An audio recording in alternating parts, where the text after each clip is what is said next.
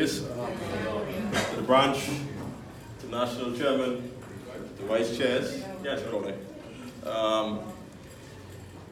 I brought my paper, not much prepared speech, but I had some things on my mind. And whilst tonight's topic is the economy, I felt that I will deal with three areas: justice, education, and empowerment. And four, Grand Bahama. I tell you why I deal with justice. Yesterday, I was speaking to a member of the BCPOU, and she had unity, justice, and equality, sorry. And I asked her which of the three was most important. She said unity. My colleague challenged her, and he said, why not justice?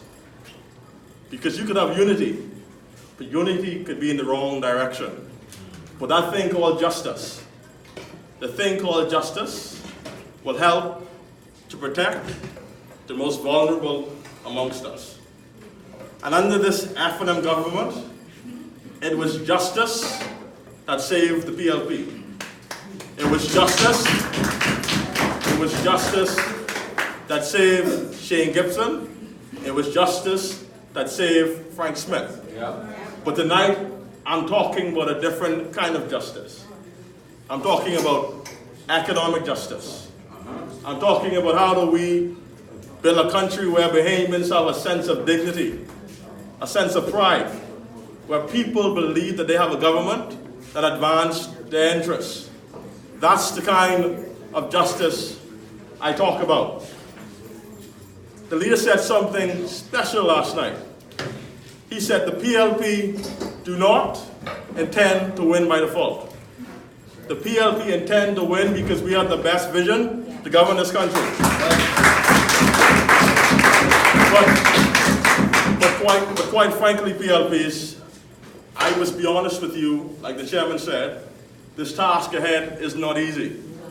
The government intends to borrow more than $500 million, and I presume in June they will borrow more for the budget. There's nothing wrong with deficit borrowing, you know. We understand that hurricanes have their impact. The problem with this government is this. They don't understand how to grow the economy. And everything they could use to grow the economy, they stopped. Let's look back. If it had not been for Bahama, where would we be? If it had not been for Bahama, where would we be? The government of the Bahamas has not introduced a single policy that transformed the lives of Bahamians. Not a single policy. The policy they call over the hill does not protect over the hill, nor does it advance over the hill. The Prime Minister spent $5 million in the over the hill community. The only thing that they came out with was an environmental cleanup group. That's all they got. The people in the over the hill community have less access to education, have less access to quality jobs, have less access to quality healthcare. So when the PLP was the government, we said we'll give the Bahamian people NHI. And I'll tell you why that was important. There's a PLP supporter whose wife was trying to raise money before a critical heart surgery. She needed $60,000 for the procedure. The family raised the money, but for the exception on Friday night, she died. A part of the PLP NHI policy was a critical care, where the government allocated more than $20 million for cases like that. But the F&M did not see the vision in that policy. Let me tell you how visionless they are. The former Prime Minister was negotiating with the University of Miami, where they would put a campus in Grand Bahama. He thought that it made sense that if students around the world who could not get access in the United States, they would come to the Bahamas. That meant Bahamians would get the care they need. It would take them a 20-minute trip to Grand Bahama for good quality service. But what it also meant was this, that Bahamian students had access It's a good education institution. But the FNM simply did not have the vision for it. Just like Bamsi, they couldn't add on it. They couldn't grow to it. We saw the vision that in an independent country, if we cannot feed ourselves, we could not advance. But more importantly, we understood that Bamsi was important to our tourism industry because it didn't make any sense having a tourism industry where that industry spend more money importing than buying in our country. So our task, PLPs, our task as the next government requires us to put in infrastructure that empower Bahamians, that protect Bahamians, but more importantly, educate Bahamians. Everything I say tonight is something that the PLP did before. This is nothing new to us. We know what it takes to build a country. We know what it takes to move our people forward. That's right. But that task alone doesn't rest on the shoulders of the aspiring candidates. It's our responsibilities of Bahamians to advocate and demand the kind of country we want.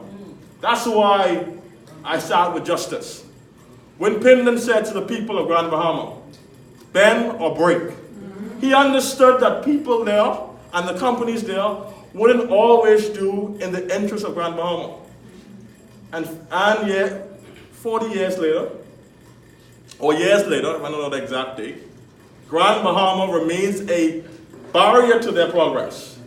And for the next government, what I know will be the PLP government, all options must be on the table with Grand Bahama Port Authority. They must know. The Grand Bahama Port Authority must know that a government, a PLP government, will always intervene in the best interests of the Bahamian people. We will not compromise on that responsibility. I say that because when we put the framework for Grand Bahama, where we said that if companies do not develop, the government will not give them incentive, the government will not give them tax breaks. It forced them to develop. But this FNM government, this visionless FNM government, removed the mechanism that forced them to develop. In order for us to move forward as a country, in order for us to move forward as a people, we must commit ourselves to being the smartest Caribbean country smartest country in the Caribbean. Look at South Korea. They don't produce anything. What they have is an educated society. Look at Japan. They don't have natural resources. What they have is an educated society. So people know that when they invest in these countries, they're investing in it because they have an educated workforce. That means the resources we must build is the resources of our people. We must tell the world that the Bahamian people are the smartest and the most talented. And that requires a government that invests in them. Secondly, us as a party. I say this and I say it often. Not everyone will make it to Parliament. Not everyone will be a member of Parliament. But we all could be PLPs. We could all be leaders in our community. Whether you're a branch chair, a vice chair, or a member of the PLP, you are all summoned with the responsibility to fight for what's best for our party. And you must fight against the things that tend to break us apart. You must know that the only hope we have as a country is for the PLP winning. That's right. I saw an elderly gentleman in Grand Bahama after speaking to the leader. He said to me that I was doing taxi runs all week in Grand Bahama, and I took home $12. I cannot wait until the PLP win. See, you see PLPs, for some Bahamians out there, the PLP is their only hope. Yes. And whilst we have a lot of Bahamians to convince to give us the next try, we know that there are people out there who are waiting for us. And this is how I know the tides are turning. When Philip Brave Davis walked through the airport, he was coming back to Nassau. A young man said this. He said, "Brave, I'm going to vote for you. My mother and my dad, we can vote for you. We can give you that chance. Promise me one thing, that you can do things different. Promise me one thing, that you can change things up." And so when I saw him walking through the airport, and people say, "I got your back this time," they understood, and they were preparing themselves for a PLP government. And if you're going to be vying to become a candidate, you have to understand that responsibility of fighting for Bahamians. That politics is about people, and only about people, and will always be about people. And when you remove the people factor from politics, the institution fails. So we all have to understand that 2 years ain't far, and the FNM will say and do anything to hold on to power. They did anything to put us in jail. So what make you think that they will not do anything to win an election? So we have to be vigilant. We have to keep our eyes open, and we must know the task ahead.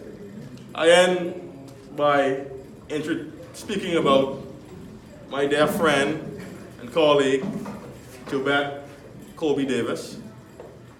I have never met an individual that worked as hard as Tibet Davis. Sometimes to my annoyance when we work on senior projects, but she get the work done. I always tease her from time to time. I say, "Listen, man, if you go in cabinet, you can't be looking over them fellas whilst they doing their work." But she said, "I can make sure that the job get done." I say that to say that her gender is irrelevant. She's a hard worker, she's a PLP, and she's passionate about what she does. So I introduce to you my friend, Senator Kobe.